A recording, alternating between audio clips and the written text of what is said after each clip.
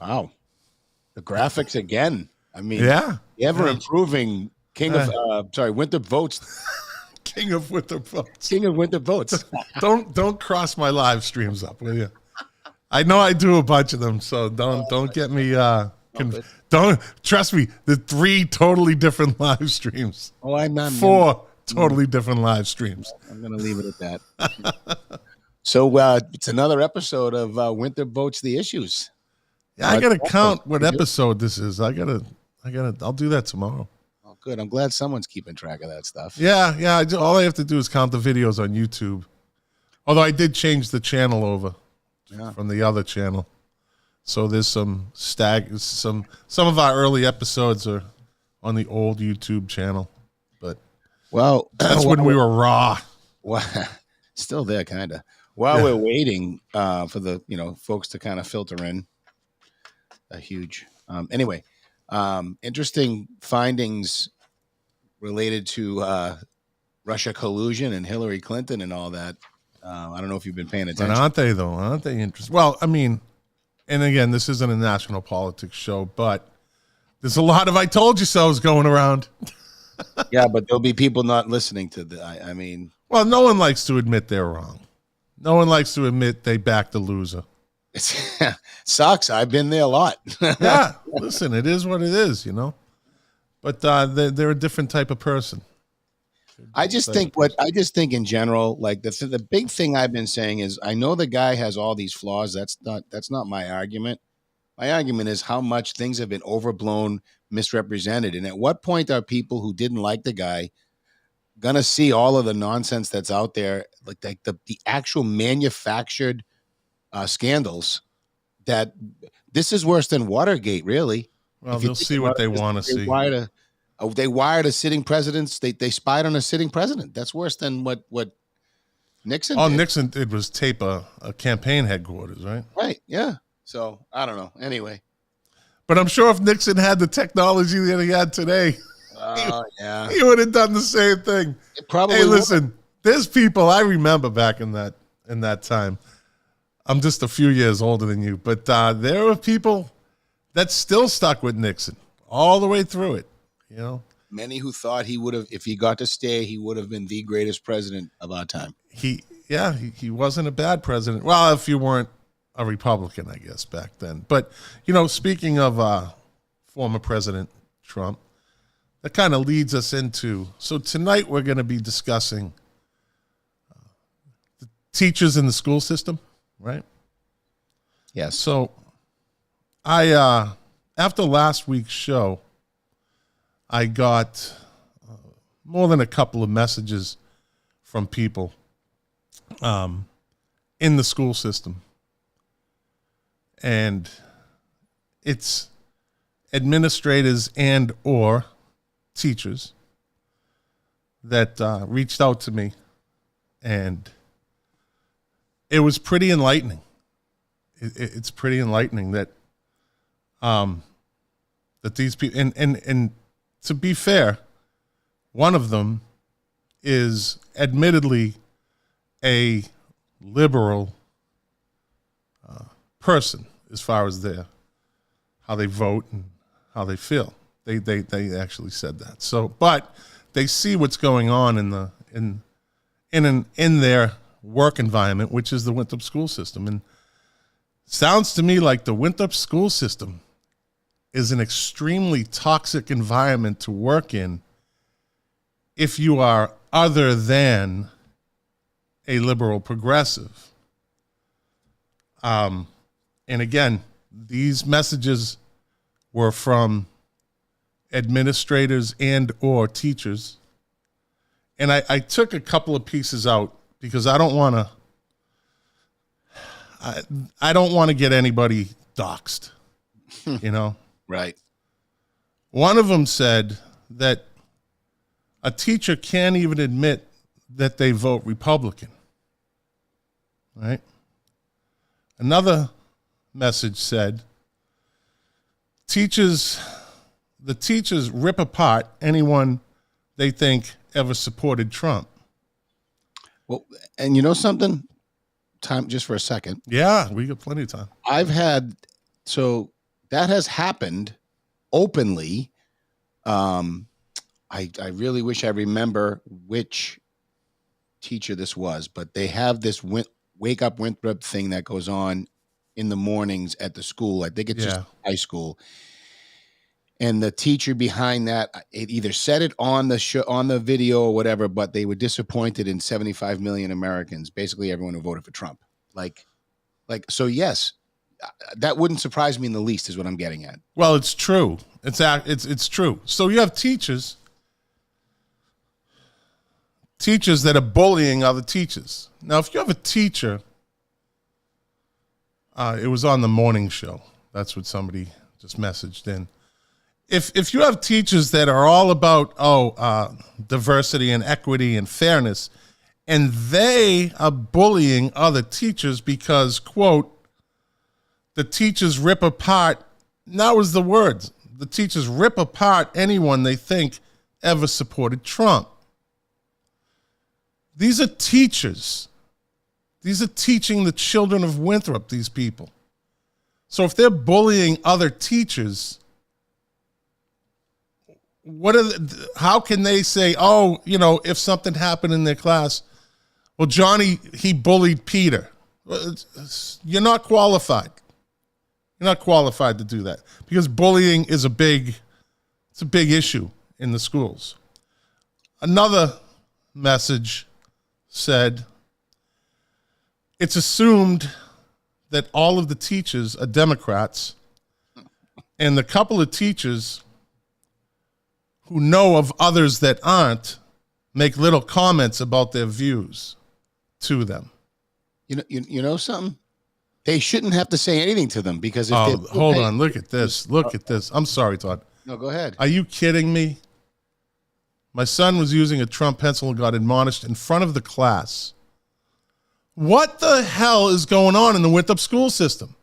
What's the superintendent's name again? Lisa Howard. Yeah, Lisa Howard needs to come down. And I know, listen. I know, I've heard it. Lisa's a nice person. Lisa's a good lady. She does a good, you know what? Lisa's evidently in an ivory tower with an echo chamber because if she's unaware of any of this, then she's not doing her job or somebody's not telling her these things who should be reporting these stuff to her. So you get a kid that gets admonished for a Trump pencil. You get teachers that are afraid to admit that they vote Republican or administrators, right? So I'm going to keep that up there. And so then you have, let me see, then another one said, I'm aware of a lot of teachers that are silent because they're afraid of retaliation if they speak up. Are you kidding me, Winthrop school system? Are you kidding me? And the people outside that world, the parents, have no idea the hostile work environment that is behind their children's education. And it is a hostile work environment. That's right. That's hostile work environment. That's the definition of it. And of the, let's say the 500 or so people that get touched by our communication of this, the percentage of people that believe it actually is happening, because a lot of people are probably saying to themselves or will say to themselves when they watch the playback, there's no way that they're making it up. They've been misinformed, whatever the case may be. My phone isn't lying to me. These aren't made up, people. I mean, I have personal experience, plenty of it. And I put this marker down a long time ago that there are certain elements within the teaching profession that are intolerant that will not allow anyone to disagree with them and will ruin them if they must to get them out of the way. So I don't know who this is. It just says Facebook user because they're probably watching in the group stream. I sent a lovely email to the teacher in response, but you know what? The teacher doesn't care. And I don't mean to be crass, but the teacher doesn't care because the teacher did it. And what's the union? The union will stick up for him because the union agrees with that teacher. So again, Lisa Howard needs to come out of the ivory tower or send one of her generals down to start figuring out what's going on in that school system. Because if I got these, and I had a couple before that I read in another show. Listen, if one person is getting bullied or criticized or chastised or whatever eyes you want to make it for being a Republican, a conservative. So what, you're the devil now in the Winthrop school system? Because evidently that's how they get treated. Why is it even being talked about is the question too. That raises just another question. I mean, a workplace is a workplace, but leave it. They see this, and I've said this for a long time. I've said this. This doesn't go for all teachers, but there's a lot of them that become the students that they rule over. Just like prison guards become like the prisoners after a while. They're just on the outside of the cell. And I know that for a fact because I have some good friends that work in the prison system. So you have teachers overseeing children that start to act like the children. It's human nature. Yes, it is. Evidently, they don't have self-control, or they're so comfortable in that zone of being able to just bully another teacher because of their political views. That's disgusting. That is disgusting. I've never worked in an environment where that was a reason to chastise someone. Now, we chastise people for being lazy, for maybe missing some, 50 pounds of coke, on a seizure. Yeah, they get chastised, but not a political view. Not a political view. Something that this does too, though, and I'm going to play, I guess you'll call it devil's advocate here. Something that this does, this experience, and what you're posting up there or putting up there is where I'm going. It just exposes the dynamic, the challenge that a union makes for a work environment. And I'm not excusing anything. I think I've been pretty clear, I think, with Lisa when I've had conversations with her that I would, she definitely doesn't want to do things the way I do. It would probably make things really bad for a short period of time. But in my view, burn it down and build it. And I'm not being literal, but, go through the hardship now. The hardship gets over and it gets better faster, or, slowly pick at the edges. And it's politics too. It's not a good environment. I would not want to be a superintendent of schools. I can tell you that. Well, evidently she has no power over the teachers.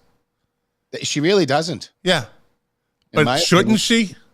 Yeah, absolutely. It all stops with her, but she can't, she has to research, talk to lawyers, get legal opinions before she takes any action on a teacher of any kind, really.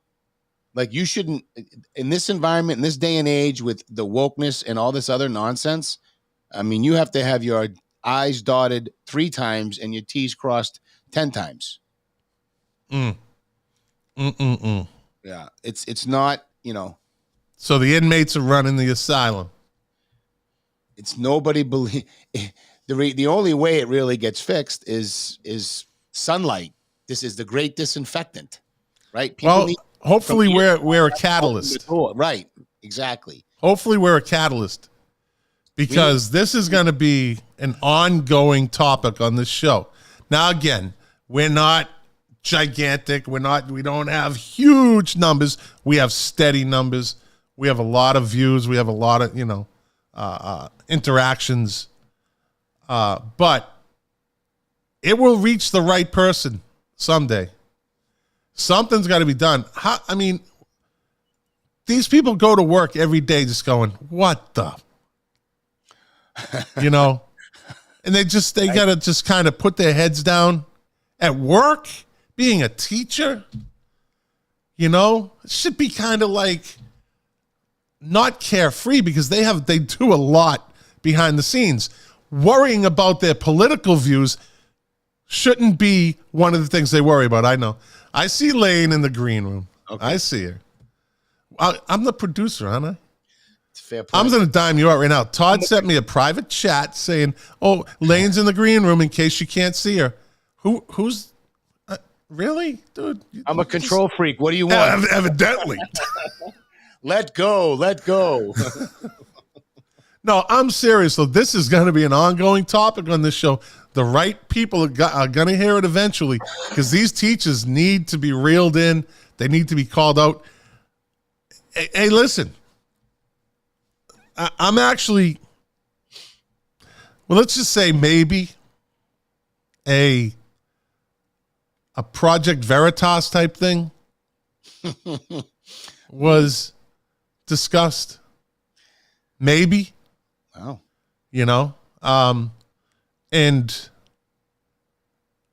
I'm not going to say don't call my bluff because that would mean that something's happening. But watch yourself. Hey, listen, we don't have any, there'd be no repercussions because then it's wide open. Well, I don't know what you're talking about. You're not mad. Let's see. He's lost in space. Says, right? Show me a private sector job where you can act this way and keep your job. Exactly. They lack discipline. They lack any type of respect for other teachers that think other than them. I mean, it's insane that they're just, again, the inmates are running the asylum. And the Winthrop school system is toxic right now.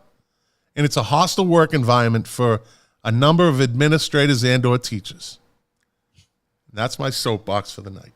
But I'm not done with it. By no means am I done with this. So it's by no means. So since you mentioned Lane in the green room, should I bring her on? Yeah, why don't we bring her on? She's becoming a regular on this show. This is Lane Petrie, everyone. We might have to put her name on the marquee. Don't do that.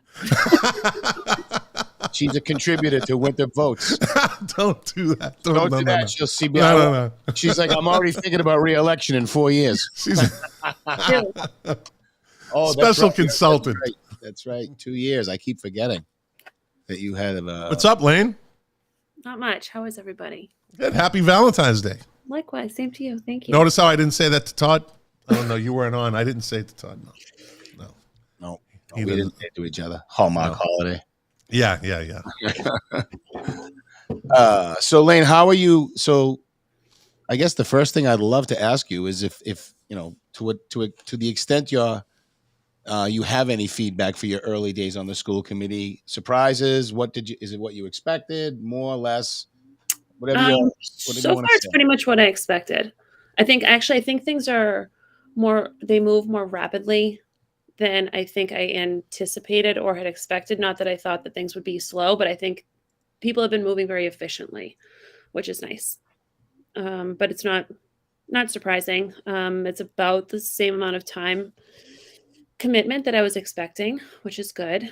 We have something tomorrow night that's like a training for new school committee members, which is I think going to be nice to learn more from the state level about the role of a school committee member. That's not just walking into Winthrop School Committee. Glenn Kuchar is going to be a very, very valuable resource for you. Cool. That's who you will meet. Fun. Fun. I think it's good so far. It's not as many emails as I thought that I would get. Yet. Yeah. I don't know, Scott. It's not. I can start asking people to email. Any questions for the school committee? Yeah. Just. I mean, I'll answer them. I'm not like looking to have an inundated inbox, but it's been pretty much what I anticipated. Oh, good. Mm-hmm. All right. So, for our listening audience, and viewing audience, them too, yeah. We we think Lane is a valuable add to the show. So this is going to be on a somewhat regular basis. She's going to be a kind of like a news contributor for us because she is an education specialist, and that's first of all a passion of mine is making sure our education system is as good as it could be for the kids of the community. And one of the topics that I had on my mind tonight was this, and geez, it went really well with yours, Scott.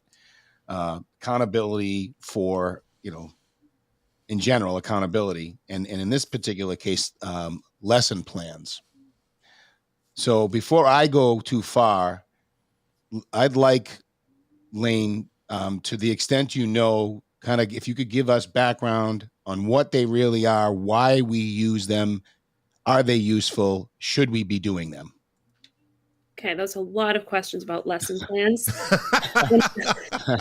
and before you begin, I like to refer to you as an educational consultant to the show. Thank you. Yes, better than news contributor. I like that. I gave you a title. See, Thank you. Good work. And Father Walter agrees Yes. with the awesome ad. Yes. Thank you. I appreciate that.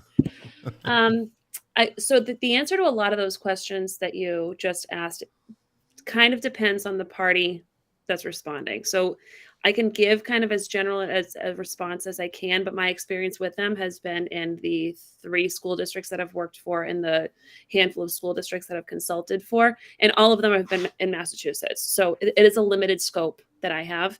And my specialty is also special education. So I think that in special education, we rely on lesson plans.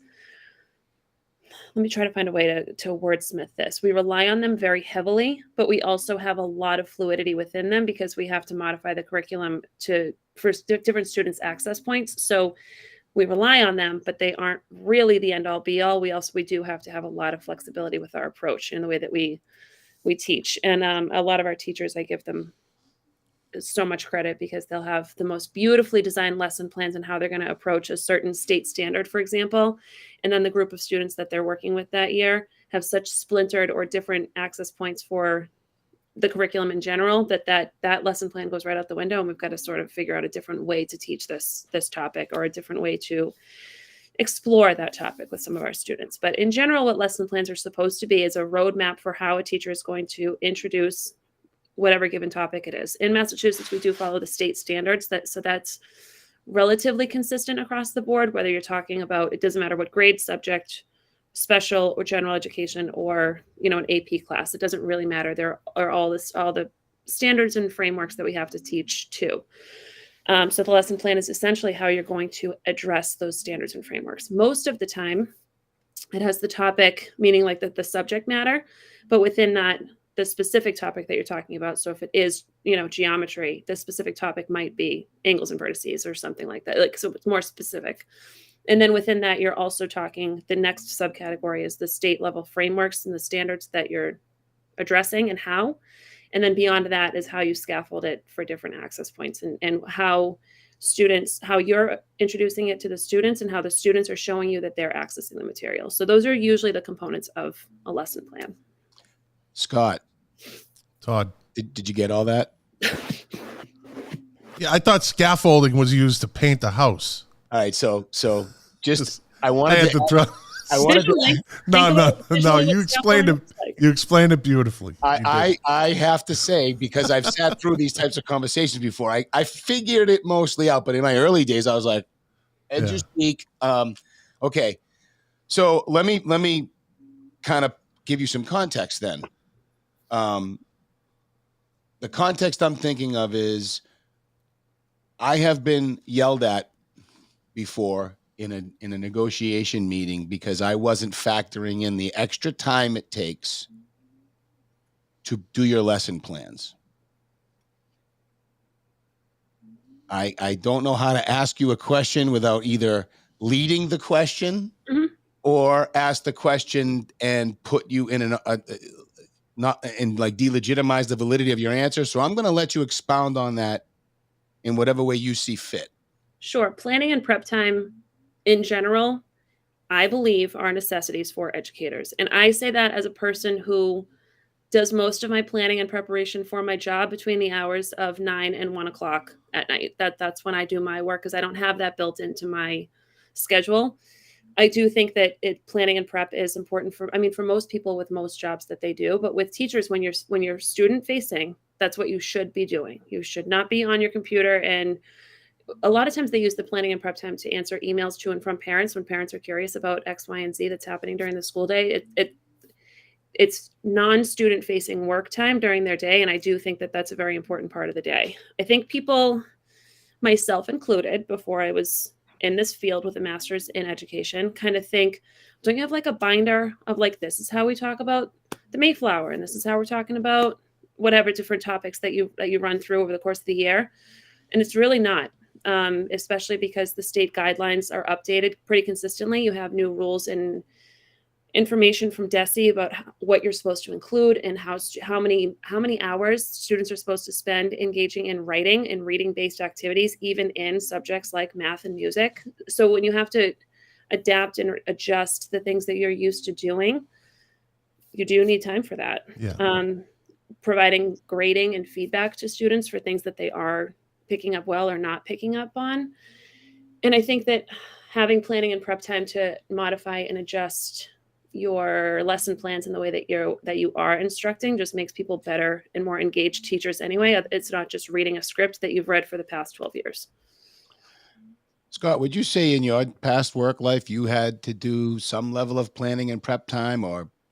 You know what? That's an excellent question. I was in a very particular job. I was a narcotics dog handler with U.S. Customs. And to keep the dogs proficient, we had to make 6 training aids for tomorrow, the day before you go to work. So if I'm busy all day, which we were, I worked on a lot of drugs in Southern Florida. Yeah. An anti-terrorism, anti-smuggling unit. So I get off shift. Now I got to make these training aids, and you can't make them cheaply or you're cheating the dog. And when you cheat the dog, you create a bad product. You know, the dog's going to miss dope.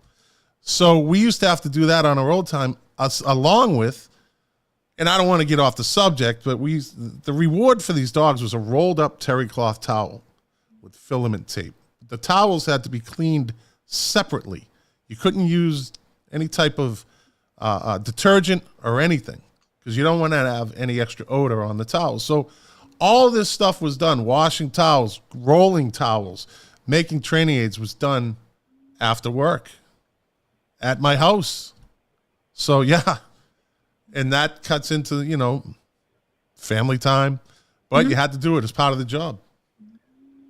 So, okay. So I, too, and I don't have a very particularly mentally stimulating job. I'm a sales guy. I make relationships and talk to people, but I plan, I practice, I study my craft, I get up to date on the latest strategies, techniques, ways to get meetings type stuff. I network on my own time. Candidly, yeah, I'm probably compensated a lot more than the average teacher, and of course, I'm also a lot more at risk. There's always trade-offs. That's not where I want to go. I bring all this up because on Facebook and Lane, I did, you've been made privy to this. I sent this to you and asked your opinion of this, if you recall. I'm not trying to set anyone up here. I'm not going to dox anybody. I was privy to a conversation on Facebook, and I put this on the top 10 of things you just should never do, ever. But I wanted to first build up the importance. I think we all agree lesson plans are at least supposed to be important. They were used as a cudgel when I was on the school committee to try to get raises, right? Okay, so the conversation was about lesson plans. The post was about lesson plans. The actual thread doesn't really matter. It's not that relevant. I don't remember it. What is relevant is the one post I saw and a comment that followed. 2 retired Winthrop teachers. The first comment was, The lesson plan ruse. Ruse. I recall one, open parentheses, now deceased, closed parentheses, administrator insisting on seeing our plans a week in advance, open parentheses, some of my best fiction, close parentheses. Please remember that line. One day he called my room and asked me to send down my lesson plans immediately. I politely refused, telling him I was using them at the moment. Never heard from him again on the subject. Then a reply. Well, first of all, a emoji, laughing, ha ha ha emoji. you like that, huh, Lane? I That love was it. Yeah. yeah. I'm not sure who it was, but I'm sure I could make an educated guy, I guess. And then the response addresses the original poster and quotes the person, some of my best fiction, with an emoji. I can so relate, exclamation point. Okay. So they're submitting fake lesson plans. Oh, until I saw this, I legitimately bought the ruse. I believed it. Okay, I took them at their word when they told me. And by the way, I would not consider these two particular teachers to be particularly strident union members. Active, I would say, but not like some of the others we've had. I took these folks at their word because I've known them since I was a kid, and I was lied to. I was treated like dirt by not these two in particular, but by others on the school committee during negotiations when we were debating it on the floor, and I would try to talk. They move their chairs. You know, it was like preschool. It was like preschool at a public professional meeting, or what was supposed to be. Mm-hmm. And this is, and I don't want you to read it because I'm trying not to dox, but it's here. It's on Facebook. You can find it yourself. So Facebook is a big world. Yeah, that's a good point. I think it's one of the Winthrop open discussion ones. Okay. So there were other people there that saw it. Anyway, so Lane, the point where I think we were going with that conversation was, so our lesson plans are ruse. Well, let me say something first, Lane. Excuse me. Mm-hmm. Sounds to me like they did a lesson plan. They went and did their lesson plan. They just didn't want to let that now deceased administrator know what they were teaching that day, which makes it even worse. Maybe not. I mean, okay, it's only speculation. That's right. You can talk about a lesson plan, what it is. You can also talk about the proper noun lesson plan, which is this template that I want you to turn into me by X and Y date. That becomes like more arduous, a task that maybe has less meaning. I've got a big issue with, I mean, one thing that I've kind of been a staunch advocate for as a supervisor is that some of my staff, they've spent so much time doing these like silly logs, tracking how many missed hours that they've had with each student and how are we going to make these hours up. And I'm like, I can find that information though, because we track what we actually do. I don't need you to also on top of that track what we don't do. It winds up just becoming this like next thing that you have to do just because I'm asking you to do it.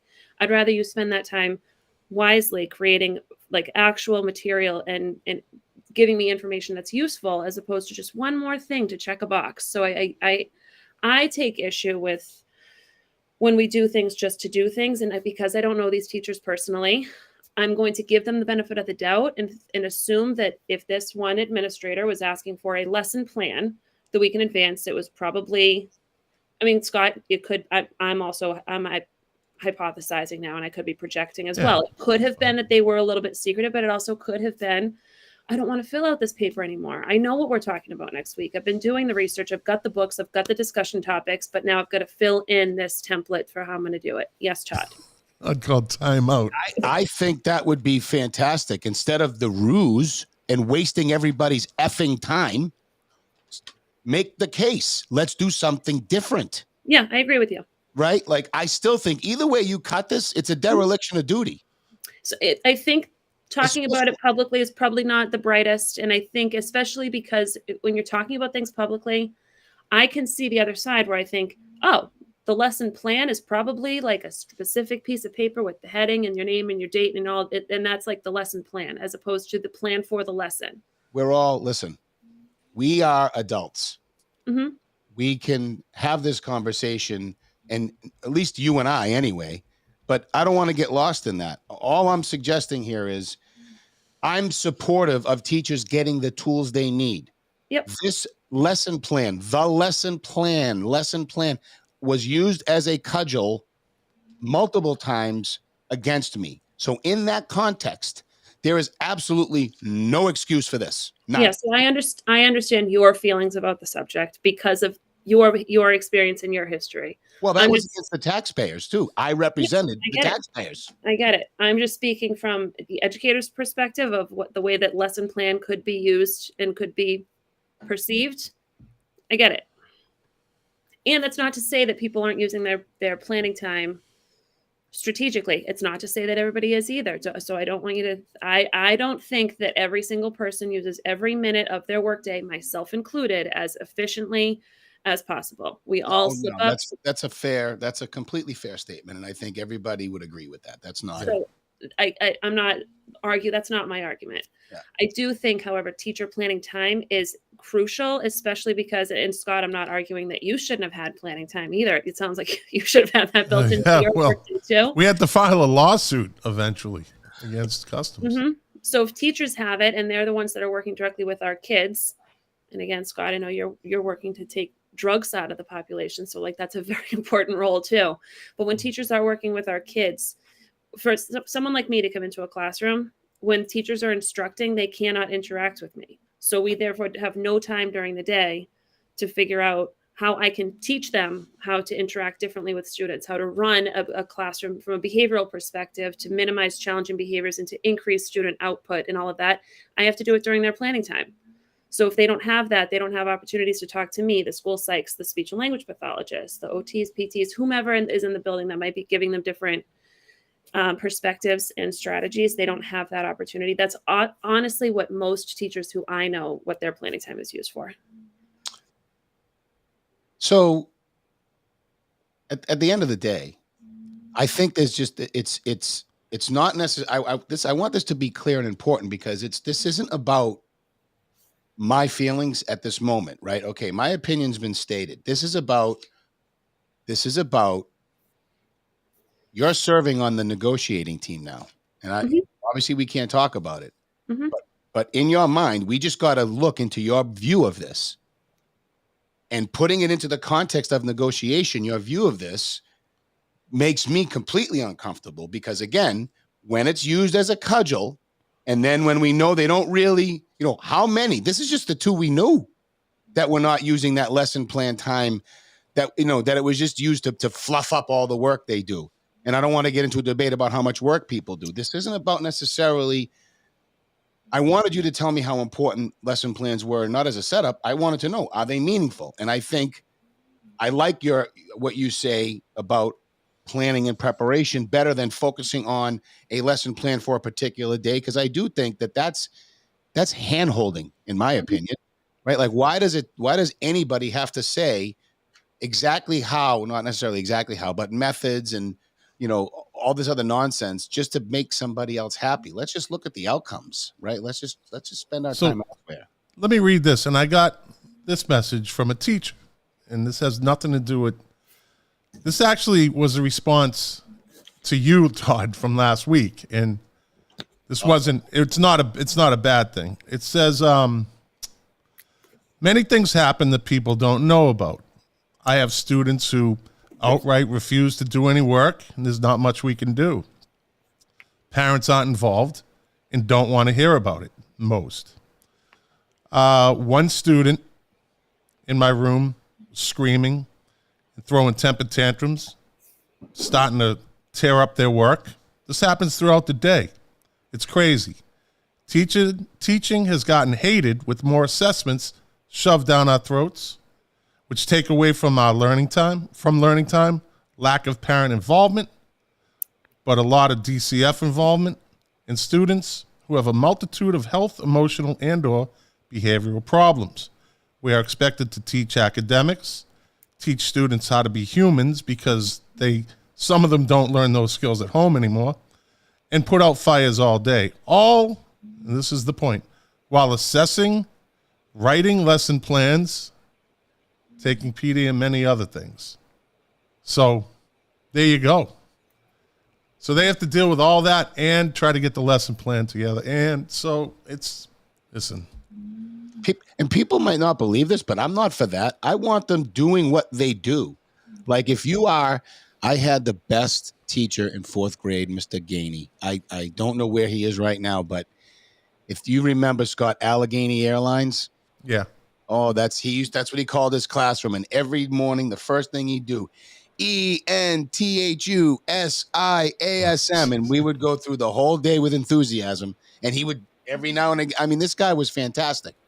I would take $1 million of him and pay them every dime if we could. But the point being, I'm all for giving that person those tools to do his thing or her thing. And I don't agree that we should be forcing teachers to do things that they don't deem necessary. But that's the state we find ourselves in when we over politicize education and when we're lining, state representatives' pockets with campaign funds, and the only recourse parents have or active groups are reaching out to their locals and trying to get something stuffed sausage into the sausage, and that becomes these requirements. It's all we have. And we force more standardized testing, we force more measurements, we force this. We now have what did Mr. Obama give us? Common Core, right? I mean, we just have it's foolishness. Here's $1 million more for your budget. Oh, by the way, in 3 years you're on the hook for it, and out we go. Unfunded mandates, and it's all. I mean, again, it goes back to the unholy relationship between the union and the state and the feds. This is all where it's just a big nasty cabal circle. Anyway, I don't know. I'm done. But that needs to be considered, right? If you're going to negotiate with it, just be prepared for it. I'm not saying that the importance of planning time doesn't make it a point of negotiation. I think many points of negotiation are extremely important. Income, the percentage of health insurance, planning time, the PD days, the number of days that they're expected to work, the hours outside of when students are in the building that they are supposed to work, that could be planning time. There's a whole slew of different negotiation points. And I think that they're all important. I'm not saying, no, don't prep for anything. You get 1 day to prep, and that's what you do for the rest of the career. But I think that looking at when and how we're allocating prep time, there are points of creativity that can be, or there's some creativity that can be taken with it, creative license, when you are negotiating. Do you know how I negotiated with my employees for when they wanted raises? How? Performance. Oh, and I know sales is different, but I did work in retail too. We did have some hard numbers and we did have some subjective stuff, but it wasn't all the stuff you just mentioned, which is it's the same set of negotiation points every negotiation cycle. So you're literally just moving the same pieces around and getting nowhere. It's actually insanity. Like if you go with that cliche, the definition of insanity is doing the same thing over and over again and expecting a different result. But everything you just listed, right? Planning time, professional development, half days, have to stay after school for extra help. Don't have to stay after school for extra help. Stipends. It's the same levers. Mm-hmm. It's never about you reach this plateau, you get this much more money. You did these awesome things, it's never about that ever. The hard thing with that, and I've heard a number of people from either political view talk about performance-based incentive. And that's kind of how much of the world that we understand it works. Yep. I know that's how most people think of their jobs and their compensation. And so I don't disagree with it, especially not economically. And it's especially not because I'm a behavior analyst.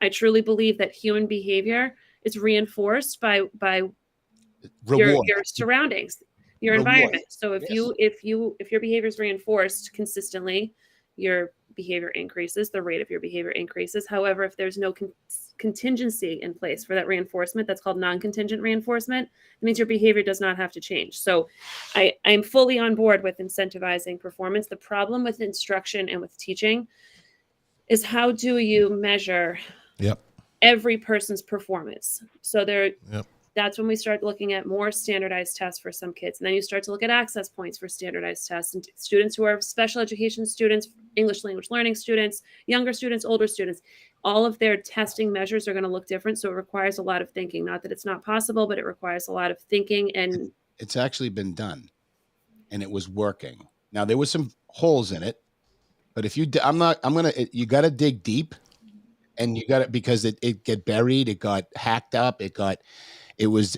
in Denver, and it was in St. Louis.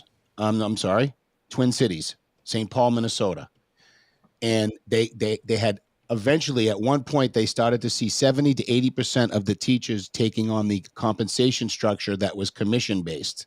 Do you know, obviously you probably don't know this off the top of your head, if you think of which Denver school district it is, would you send it to me? Because Denver as a city has 5 different school districts. So it's not just one city, and it winds up being these really little microcosms. It's almost like it sounds like a city school district, but they operate like a suburb, and there are some that are much more affluent than others. Yes. I'm curious, because especially in Massachusetts, because of the state standards and because of the MCAS testing that's already in place that we wind up teaching our kids to take, and I'm against that, but it's the world we live in. And then the other measure would be permanent products, but that's when you're looking at lesson plans, and are we just creating documents to prove that we did something? And right now is the formative evaluation season, and so people are getting their artifacts together for their portfolios, and I get it. I truly do, because you need to show that you've done things. But I was sitting in a consultation one time, I think this is 2 years ago, right before schools closed, and this woman whips out her cell phone, and she said, "Will you take a selfie with me? I have to put our consult into my artifacts." And I was like, "Can you put our consult notes in your artifacts?" I was here. Or your calendar. You can screenshot your calendar. Lane was here. So, but I mean, I get it though. It's so, and then you start looking at the. Well, let me simplify, because you're right. You're right. Listen, all those things are true, and I never once did I say it would be easy, and never once did I say teachers shouldn't be involved. But what I did learn, and I will find this, it was a team approach. So you were a part of a team as a set of teachers, and as a team, there were certain measures that had to go up. It wasn't necessarily just about testing. It's failed at this point. When I say it worked, the teachers wanted it, and then all of a sudden, test results started to look bad. I don't know what happened. Obviously, anything the union feels threatened by, they're going to find a way to sabotage. I'm convinced of it. I'm 1,000% convinced of it. Or that it could be a case of when you change a method, you're going to have a dip, because you're basically starting all over again. But and unfortunately, children would suffer in that situation. Their grades would suffer, or their learning capability would suffer. But whenever you change a method, there's going to be a dip. And that's the other question. Are we willing to do what's necessary? Because some generation of kids, which just happened, by the way, but they're not going to, the education system didn't just get better. We just screwed over a whole generation of kids. A generation of kids is going to have to take a beating for us to actually fix public education, because public education is beyond the point of repair as long as you have the teachers union involved. And that is a fact. That's public schools. Correct. That's correct. So I want to touch on this with this person, Facebook user. The problem, and we're going back a little. We're taking a couple steps back. The problem is that some teachers, 99% of union members, want to be compensated for every single solitary second out of contract they are working and prepping. Why shouldn't they be? Right? I didn't like working for free. Salaried. I certainly. But if you're salaried, but there's also overtime. Not in a salaried position. Again, if you accept a salaried job, right? You're not like me. I have a salary job. Take my commission out of it. I get the point. So they're not given the opportunity to do it during their workday. Well, I don't know. Evidently not. Evidently not. I wasn't given the opportunity. If I had a break and I could construct a solid training aid, which takes probably, for somebody that knows what they're doing, 20 minutes, and you have to have the materials and everything has to be sterile. Doing that after work, I didn't like doing it. And I wasn't getting overtime for that, but I don't see why. He says working and prepping in quotes like they're not doing it. There's always going to be someone that's not doing it, but they want to get paid for it. You're never going to stop that. But advance the conversation, right? Okay, let's concede. Let's call that a draw. At the end of the day, the worker should make the choice of whether or not they want to stay there. They shouldn't force all the other workers to agree with them by complaining and banging, and then force the employer to make changes in mass that not everybody agrees with. Because personally, I like the flexibility of my schedule because I work at night. I used to travel and spend nights. You think I like? You're not a teacher. You don't have, teachers don't have the option of a flexible schedule. Okay, forget, but they also don't travel and stay overnight. And a lot of them would like to. And you're also getting per diem, right? You're getting per diem. No, they're paying for my overnight, but I'd rather be home. I'd rather be home. Well, that's not the point here, though. That's not you, Todd. That's not the rest of your colleagues. That's you. They shouldn't change the rules because of one person. That's right. There you go. But everybody hold on. has a choice in my environment. Well, hold on. That doesn't work because everybody chooses in my environment. You don't get to be free to choose. Listen, per se. We're talking about teachers. Mm-hmm. I understand that. You're missing the point, the two of you. I don't think so. No, I don't know. I think you just don't like the word ganging up on you. No, I don't care about that. I like that.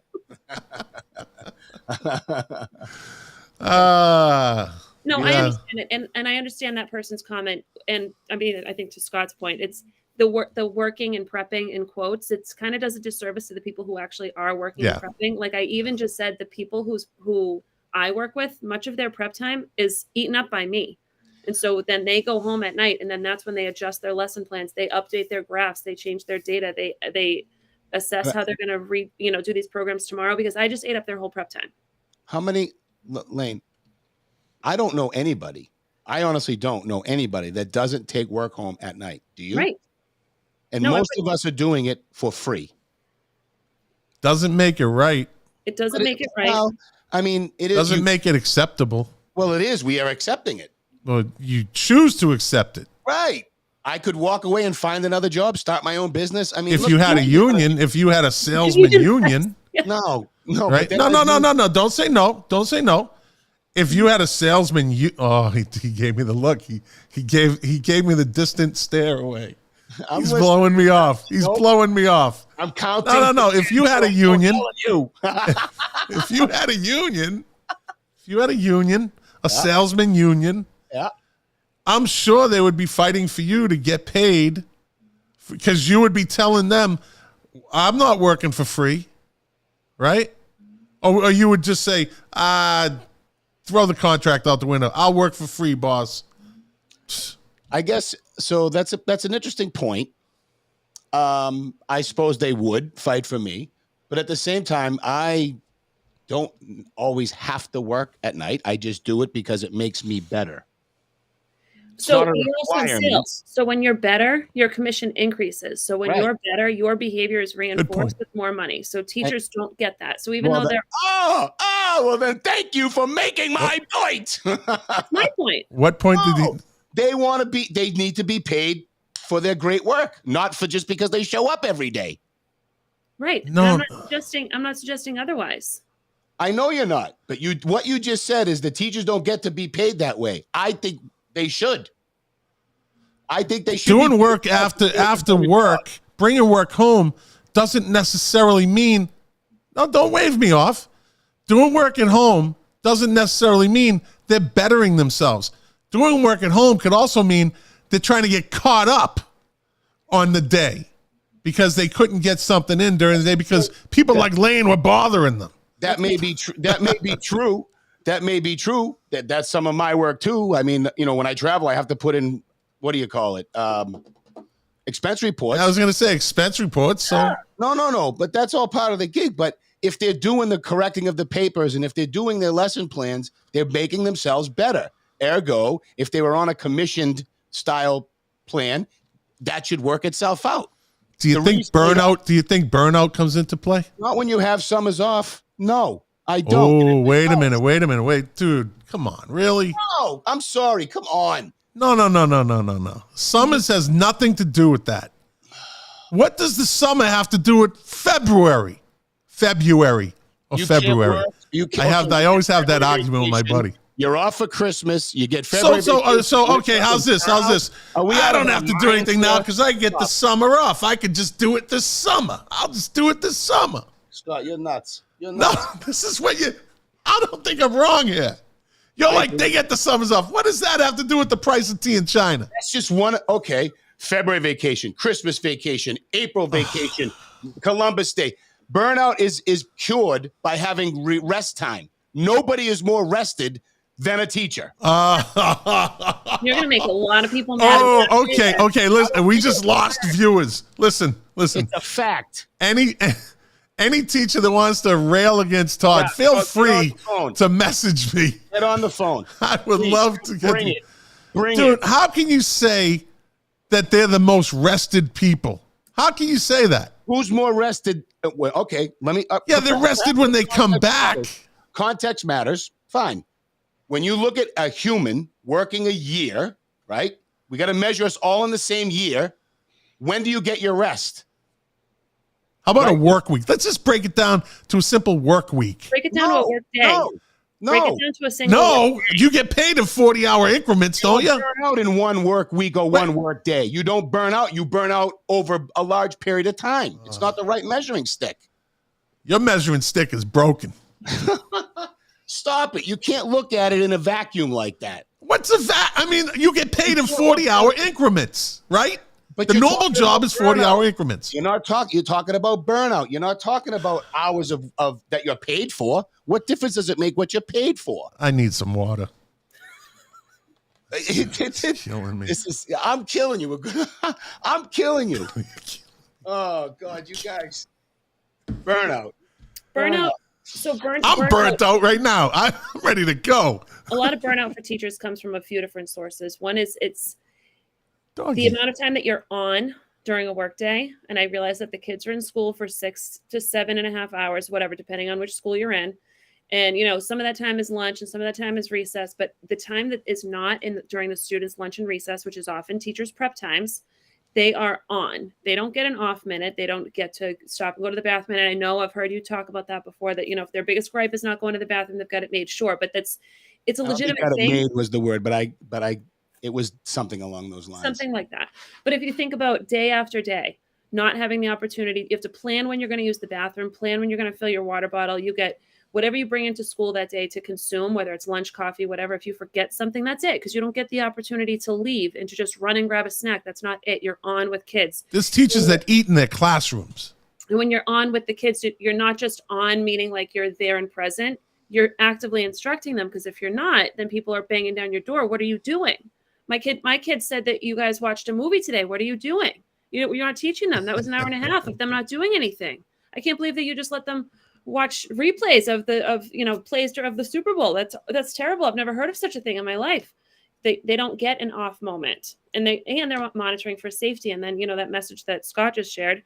Not only are they monitoring for student safety, they're also watching out for their mental well-being. As the student's presentation looks different on Fridays, every other Friday. I wonder where they go every other Friday. Maybe they go to, a grandparent's house for the weekend, and they're not the safest over there. They're emotionally emotionally connected to their students. Their time is strapped. And then it's day after day. That's where burnout happens, is when it's day after day. So even if you do get a week off for Christmas and then February and then April, all of the other days are just consecutive, nonstop. It's a well-earned vacation for some teachers. Listen, all that. Wendy called you incredulous, Todd. She called you incredulous. I like that word. The virtue signaling here is hilarious. I'm gonna put up the next show. It's gonna be the incredulous Todd Sacco. Yeah. First of all, she has no idea what we were saying, because we didn't say they didn't work excessively at bettering themselves. We just said that they were well rested. Hold on, Wendy. Did you miss the part where they said lesson plans? It's a ruse. That's what we were talking about. Is that not incredulous that they would actually demean something that's supposed to be so important at making them better, Wendy? You should call in. You should call in. Or watch the show from the start. We're already up on an hour. Oh, yeah. Don't. You're out. We're already up in an hour. Look. Hey, listen, I have to go. I got a lesson plan to put together. Okay? Bobby Capezza, God rest his soul. Great teacher. One of the best. Yeah. Used to tell me all the time. Keep going, Todd.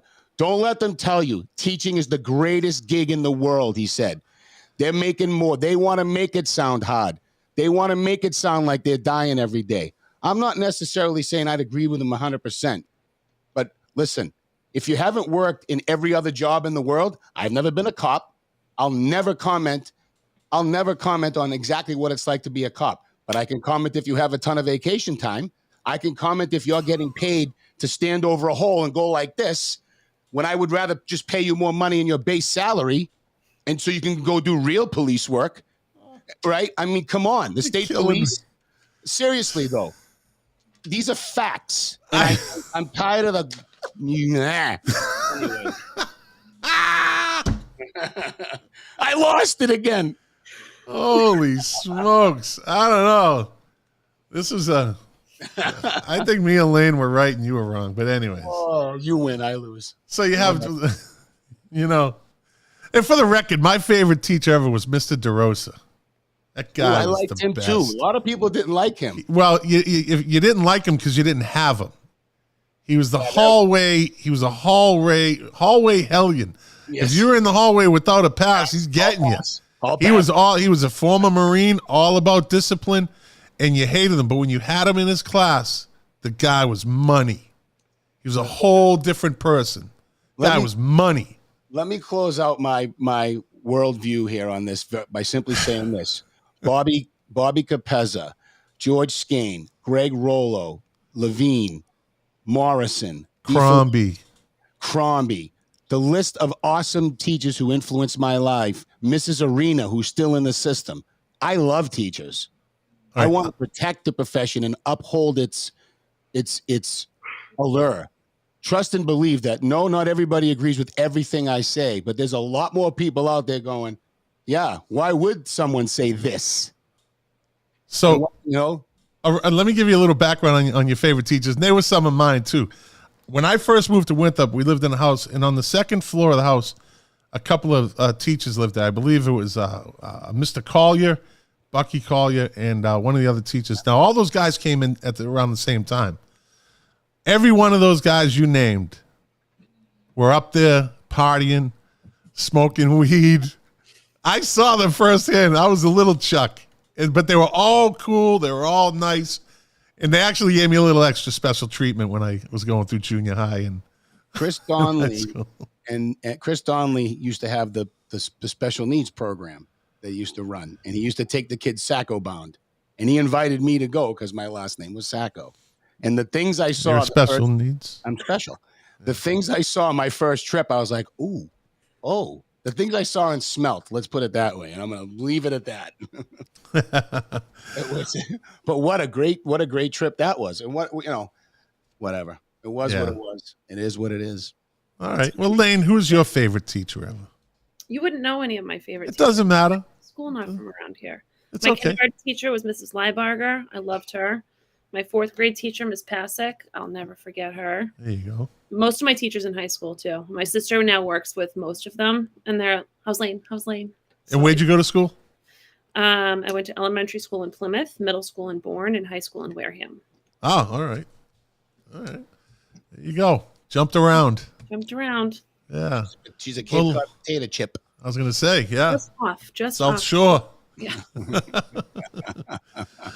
Well, we had a pretty interesting hour. Yes, we did. This week. Yes, we did. Thank you, Lane, for joining us and filling our heads with information and challenging us. It was thrilling.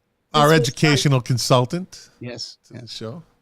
I'll tell you what, I've never learned so much or found out so much about teachers until I started doing this show. It really is eye-opening for people that don't, like I didn't really ever pay attention. I thought they just had great vacation time. and they had an easy job. Oh wait, that's Todd's thought process, not mine. What am I I saying? will say a lot of them make it look easy because they do. They love their jobs and they love the kids and they do a great job with them. So they make it look Yeah. easy. There are some that do that. I said they're the most rested. I said because again, Here we go again. you sleep, you rest, you recharge your batteries. That's the purpose. And there's no sane human who can make a decent argument the other way. Yeah, you're burnt out, but you can't recover in a week. I'm burnt out. I gotta go sleep. I gotta rest. Healthy lifestyle. Oh God. Well, listen, Lane, thank you once again. You're always welcome on the show. Thank you, of guys. course. We appreciate your time. We appreciate your knowledge. We appreciate your contribution. Thank you. No doubt about it. Yes. Thank you very much. Thanks for inviting me. Absolutely. And Todd, you got anything to say? Or have you said enough? I have said enough. You can take us out. Let me take us out. All right, everybody. Thanks for watching. Thanks for listening. Thank you for watching. We appreciate your time. You are the engine that makes this show run, and we do appreciate it. And if you like it, share it. Tell someone else about it. Get it around the town. Because Winthrop Votes brings you the news. The Winthrop Transcript doesn't. All right. Well, everybody, we'll see you next Monday. Peace out.